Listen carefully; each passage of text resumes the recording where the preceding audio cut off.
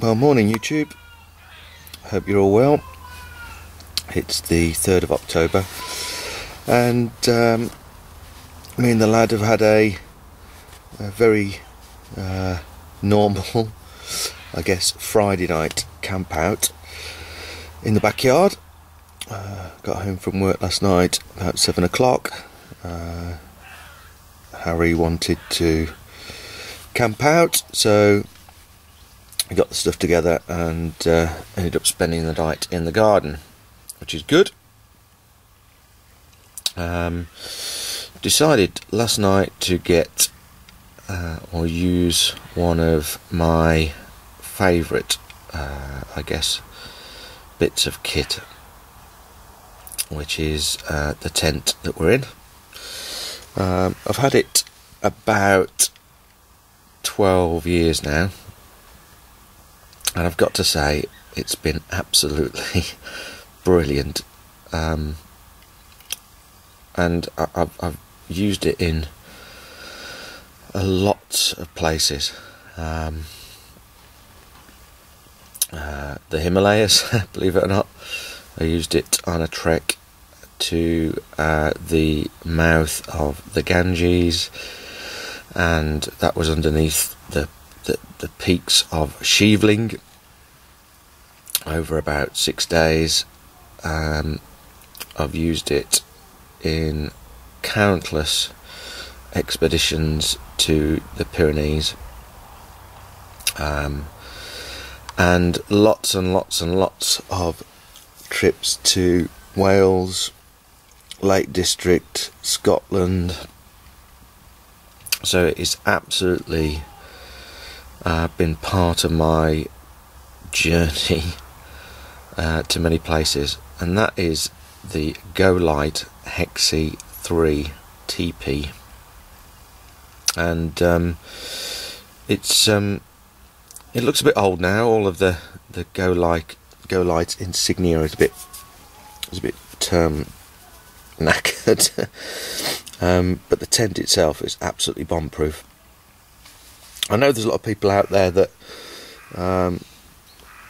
look for kind of ex-army canvas or bivvies or bivvy bags or even the hammock and tarp system, and of course each of those have their merits if you especially for you in rough ground, or you are intending of having a fire close to your tent, or yeah, there's lots of reasons to go that way.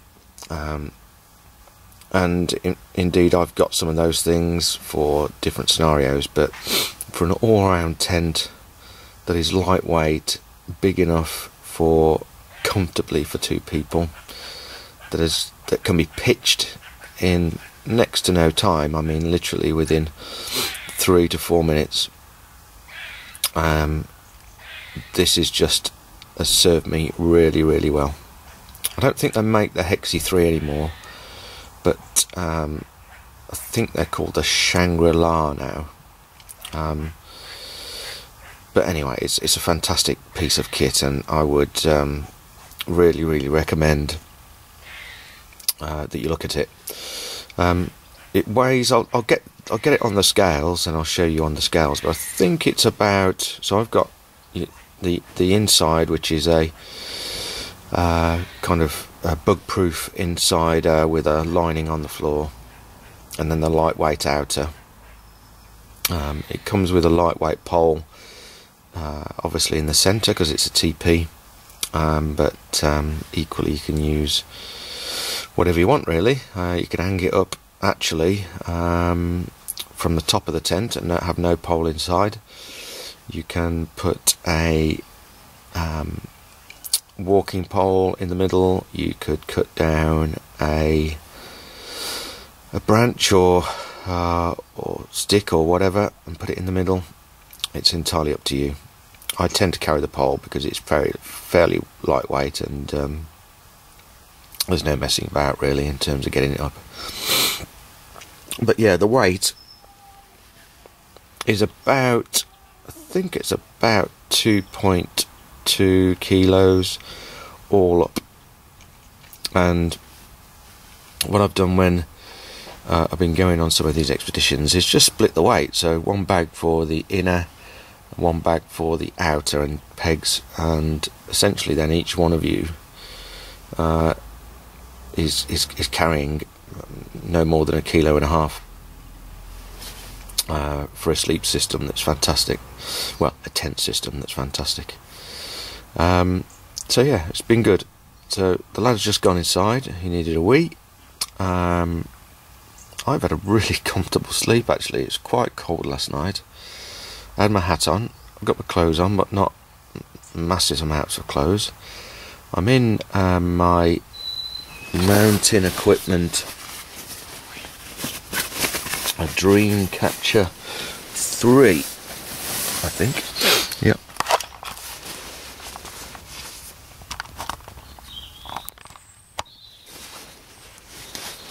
Which is again a tried and tested piece of kit that I've had, must be for 7 or 8 years.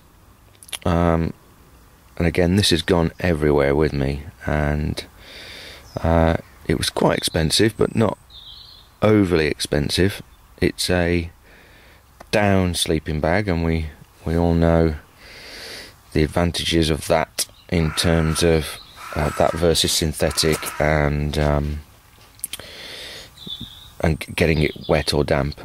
So as a down sleeping bag, the idea is to keep it from getting wet, and for that reason, generally when I go away with it, I take a lightweight waterproof bivvy just to put over the top of it if I feel it's going to get damp. Either an Alp Kit one that I've got, or a Snugpak lightweight, really lightweight waterproof bivvy bag. But this is really warm, really warm. I've been in some places at altitude, and this has kept me really warm in the middle of the night. I've had no problems with it whatsoever. So again, would really highly recommend this piece of kit. And again, just another piece of kit that has been on so many travels with me and experienced so much that yeah, I'd absolutely have it as one of my top pieces of kit.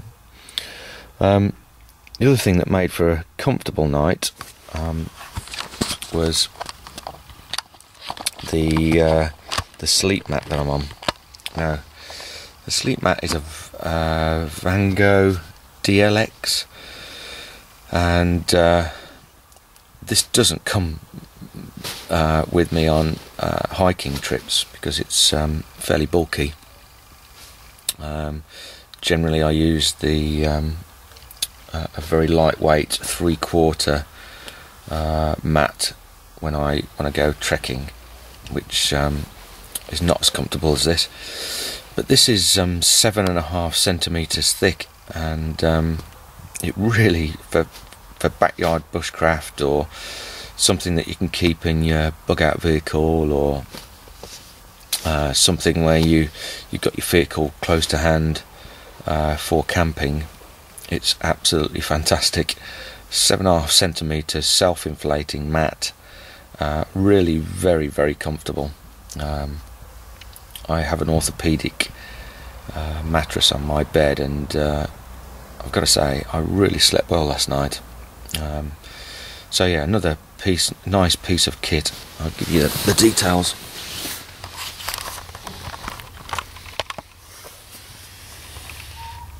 Yeah, the Vango Adventure DLX XL, 7.5 centimeters. That is pretty damn thick for a self-inflating mat. So equally, last night I was reading the Dave Canterbury Advanced Bushcraft, easy for me to say, Advanced Bushcraft book, and I read the first one good month or two ago whilst on holiday. I found it really quite insightful, actually. Very, very succinct, to the point, precise, no nonsense bit of advice. So looking forward to getting through the rest of this and seeing what difference the advanced bushcraft book makes. But so far so good. So yeah, I'll show you a little bit more around the tent, and I'll get some pictures on here of the tent in action as well, and other places if I can get them. But I guess a couple of things here really for me. One is just letting you guys know out there that this piece of kit is well worth looking at. You know, lightweight, very, very quick to get up if you're in difficult positions or the weather comes in.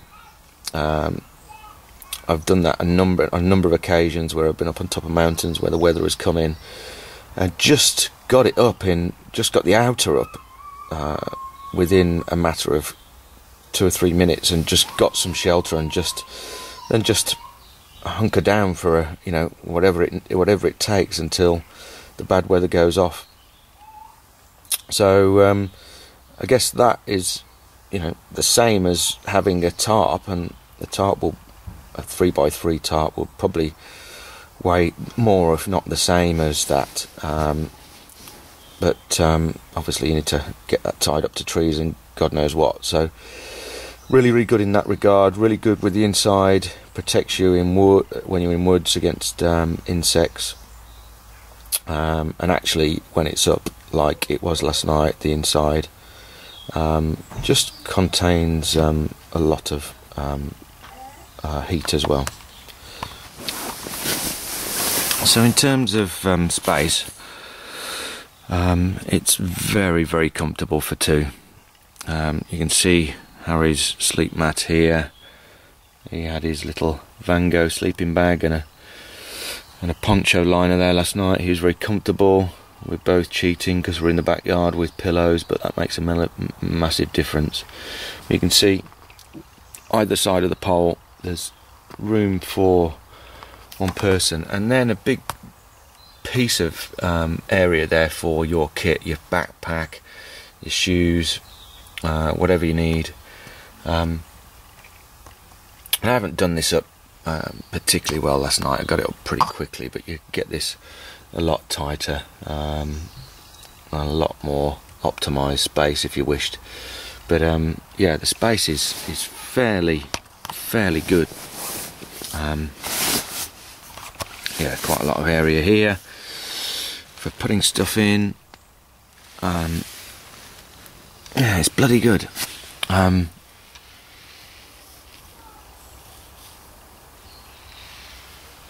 It does tend, so one thing that I would say is that it does tend, particularly at this time of year, to catch a little bit of condensation on the outside of the inside of the outside tent.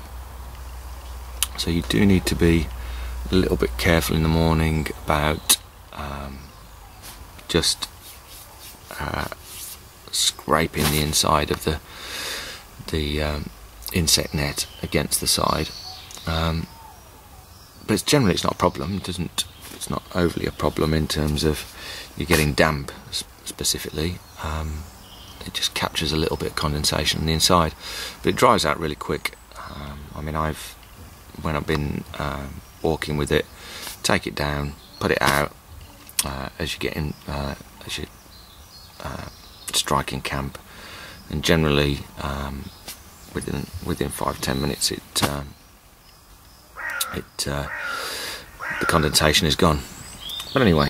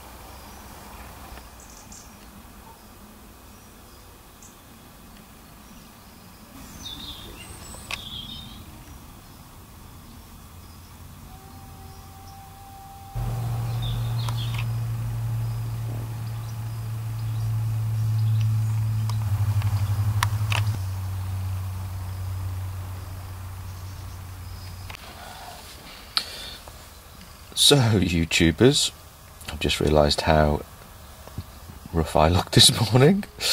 Apologies for that. So, a couple of things. I've just shared with you a couple of items from my kit that I just wouldn't have been able to do without over the course of the last 10 years. They've been very, very integrated and almost part of the adventure, really. And I know there's quite a lot out there that asks for your 5 pieces of kit. Can't do without kit. My ask of everyone out there is give us an indication of one piece of kit that you absolutely love, can't do without, being part of your adventure. I'd just be really intrigued to see what comes back on that, and see what people think. What's the one piece of kit that you couldn't do without?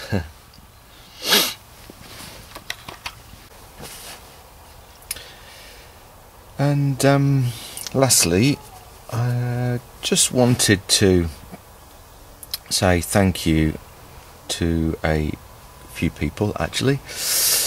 I'm kind of I'm intrigued by this YouTube community. Really kind of taken it to heart and really want to see what I can do to add something in the community, add some value to the community, based on my knowledge and experience and of doing things over time. We stepped into the community a few months ago now. I've been keeping an eye on channels for a while, but stepped into it at the 300 Prepper meet with that Funky put together, Darren put together, and met some really interesting people. But really wanted to say thank you to a few people. One is Del Weber at Redpath Knives. He did a fantastic shout out for me last night, or the day before, I can't remember now. And just, that's great, mate. Really, really thank you for that. You're right.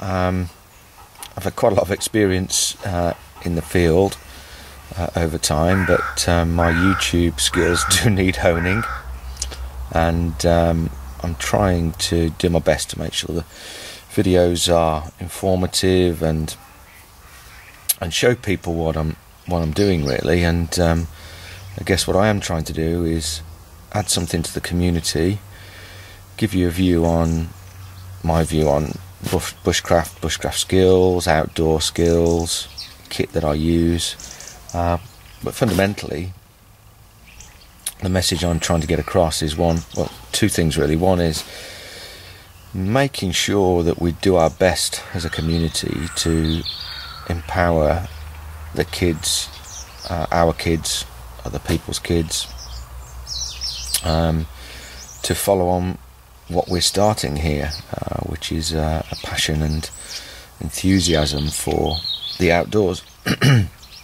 And I'm blessed to have 2 boys, 1 6 and 1 2, and I'm just really interested in preparing them and getting them used to the outdoors. And when my lad said he wants to camp on a Friday night, that's exactly what we do. We get out, get the tent up, get outside, have some great father and son time in the tent, and if we can, generally get a fire going, help him to make the fire, get some pots on the fire, get a cup of tea going, and and equally at the weekends, just get him out into the local woods, get him accustomed to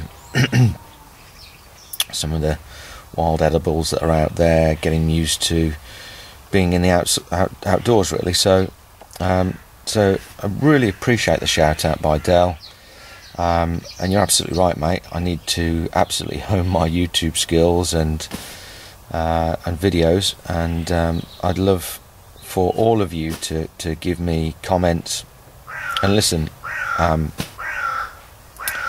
however it comes, right? I'm old enough to take constructive news as well as good news, so please just tell you what you feel.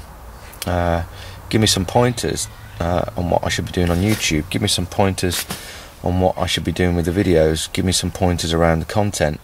All of that I will take on board, and I promise you I will add something to the community.